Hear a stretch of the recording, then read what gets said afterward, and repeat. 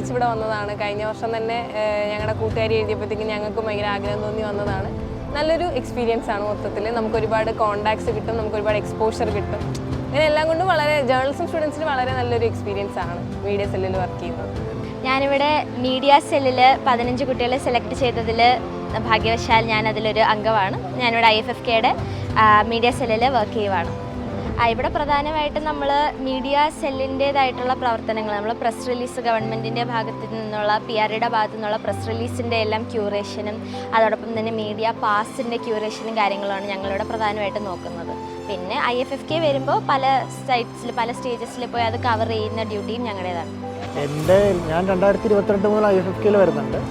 IFFKയുടെ media സെല്ലിൽ work ചെയ്യാൻ തുടങ്ങിയിട്ട് കഴിഞ്ഞ വർഷമാണ്. പിന്നെ IFFK അല്ലാതെ IDSFK അതിലും വർക്ക് ചെയ്തിട്ടുണ്ട്. നല്ലൊരു എക്സ്പീരിയൻസ് ആണ് മൊത്തത്തിൽ നോക്കിയത്.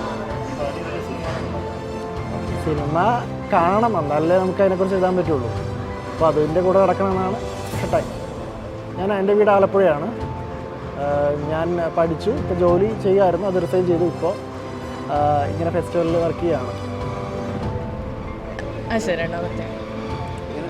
കുഴപ്പമില്ല, നന്നായി പോകുന്നു വർക്കൊക്കെ. ഞാനിപ്പോൾ മാരിവാനേഷിൽ പഠിക്കുക, സെക്കൻഡ് ഇയർ. ഇവിടെ ഇപ്പോൾ നമ്മൾ സാധനങ്ങൾ കൺസോളിഡേറ്റ് ചെയ്തിട്ട് പിക്ചേഴ്സിൻ്റെ വിഷ്വൽസ് കൊടുക്കണം മീഡിയാസിന്. അപ്പോൾ അത് നോക്കുക. കഴിഞ്ഞ വർഷം നല്ല എക്സ്പീരിയൻസ് ആയിരുന്നു, നല്ലൊരു ടീം. അതുകൊണ്ട് തന്നെയാണ് ഇപ്പോഴും വന്നത്. അറിയില്ല സർ, നോക്കാം.